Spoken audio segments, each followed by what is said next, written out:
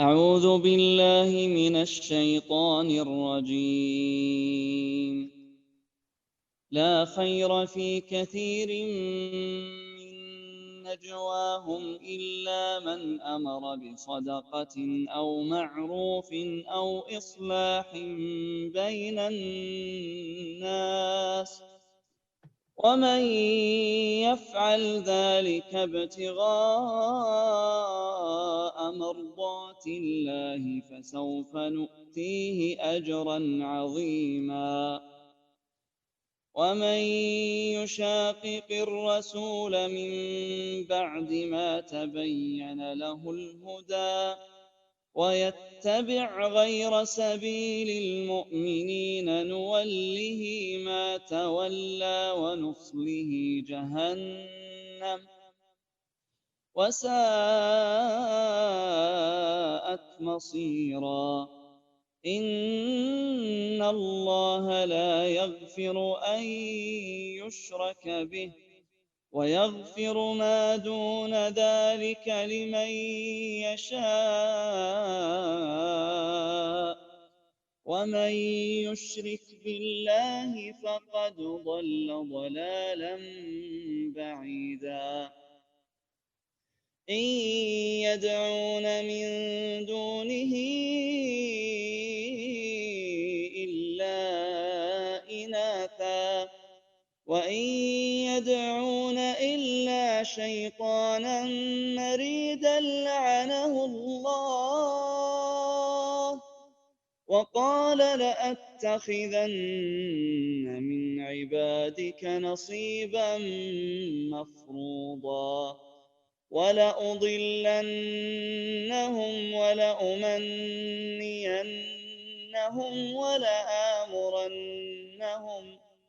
ولآمرنهم فليبتكن آذان الأنعام ولآمرنهم فليغيرن خلق الله. ومن يتخذ الشيطان وليا من دون الله فقد خسر خسرانا مبينا. يعدهم ويمنيهم وما يعدهم الشيطان إلا غرورا. أولئك مأواهم جهنم ولا يجدون عنها محيصا. والذين آمنوا وعملوا الصالحات سندخلهم جنات تجري من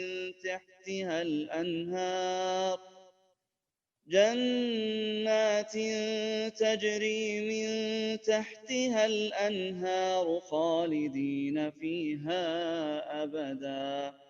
وعد الله حقا ومن أصدق من الله قيلا. ليس بأمانيكم ولا أماني أهل الكتاب،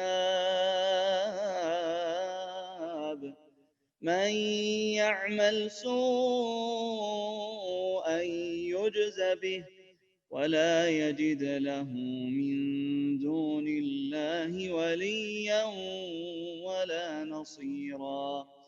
ومن يعمل من الصالحات من ذكر أو أنثى وهو مؤمن فأولئك يدخلون الجنة ولا يظلمون نقيرا. ومن أحسن دينا ممن أسلم وجهه لله وهو محسن واتبع ملة إبراهيم حنيفا واتخذ الله إبراهيم خليلا. ولله ما في السماوات وما في الأرض وكان الله بكل شيء محيطا. ويستفتونك في النساء قل الله يفتيكم فيهن وما يتلى عليكم في الكتاب في يتامى النساء اللاتي لا تؤتونهن ما كتب لهن وترغبون أن تنكحوهن والمستضعفين من الولدان وأن تقوموا لليتامى بالقسط وما تفعلوا من خير فإن الله كان به عليما وإن امرأة خافت من بعلها نشوزا أو إعراضا فلا جناح عليهما أن يصلحا بينهما صلحا والصلح خير وأحضرت الأنفس الشح وإن تحسنوا وتتقوا فإن الله كان بما تعملون خبيرا ولن تستطيعوا أن تعدلوا بين النساء ولو حرصتم فلا تميلوا كل الميل فتذروها كالمعلقة وإن تصلحوا وتتقوا فإن الله كان غفورا رحيما وإن يتفرقا يغن الله كلا من سعته وكان الله واسعا حكيما ولله ما في السماوات وما في الأرض ولقد وصينا الذين أوتوا الكتاب من قبلكم وإياكم أن اتقوا الله وإن تكفروا فإن لله ما في السماوات وما في الأرض وكان الله غنيا حميدا ولله ما في السماوات وما في الأرض وكفى بالله وكيلا إن يشأ يذهبكم أيها الناس ويأت بآخرين وكان الله على ذلك قديرا من كان يريد ثواب الدنيا فعند الله ثواب الدنيا والآخرة وكان الله سميعا بصيرا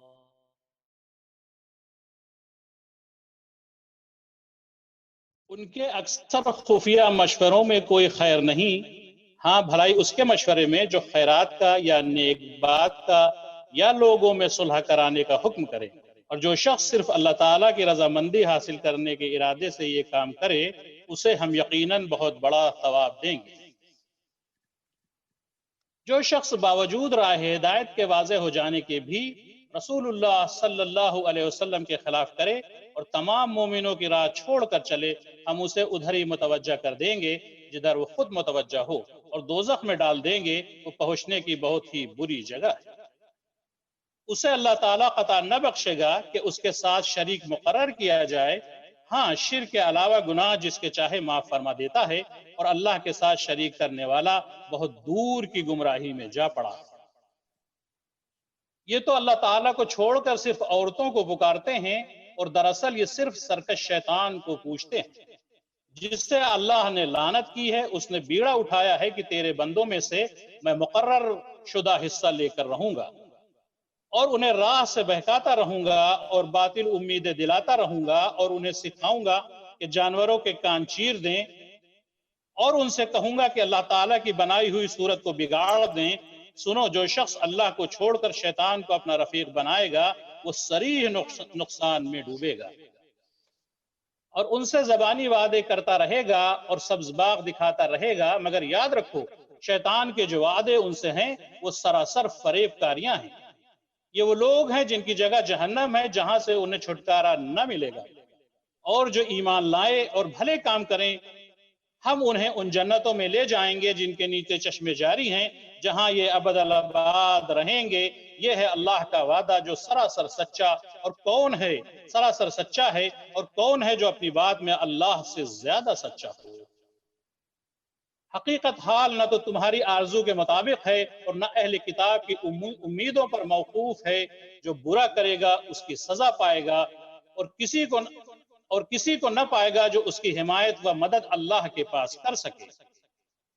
جو ایمان والا ہو، مرد ہو یا عورت، اور وہ نیک اعمال کرے، یقیناً ایسے لوگ جنت میں جائیں گے، اور کھجور کی گٹھلی کے شگاف کے برابر بھی ان کا حق نہ مارا جائے گا۔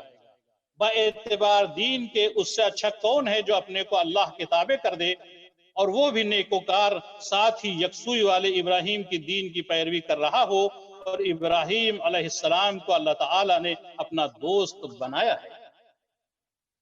آسمانوں اور زمین میں جو کچھ ہے سب اللہ ہی کا ہے، اور اللہ تعالی ہر چیز کو گھیرنے والا ہے۔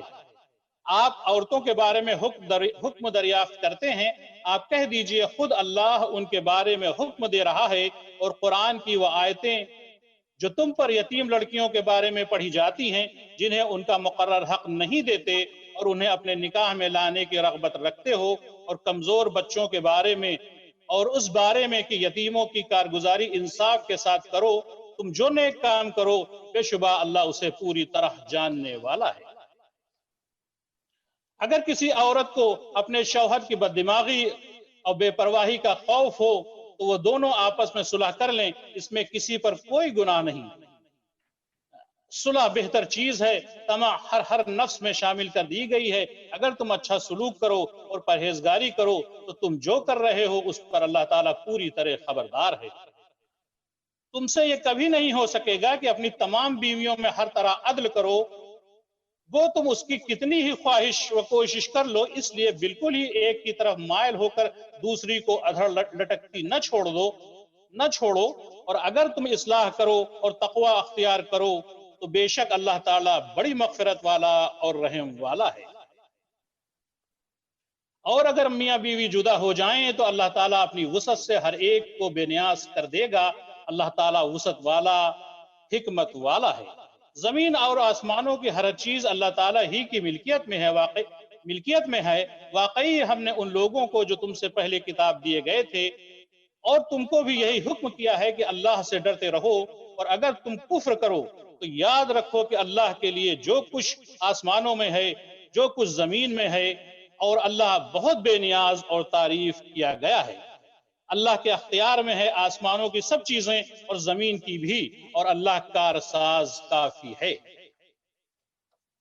اگر اسے منظور ہو تو اے لوگوں وہ تم کو لے جائے اور دوسروں کو لے آئے، اللہ تعالیٰ اس پر پوری قدرت رکھنے والا ہے۔